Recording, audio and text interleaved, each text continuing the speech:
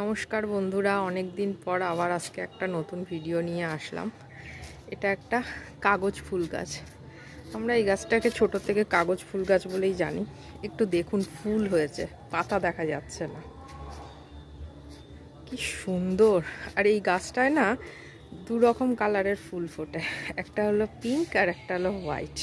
এই দেখুন কি সুন্দর লাগছে দেখতে, অপূর্ব। দেখুন কি সুন্দর দু রকম কালারের ফুল ফুটে,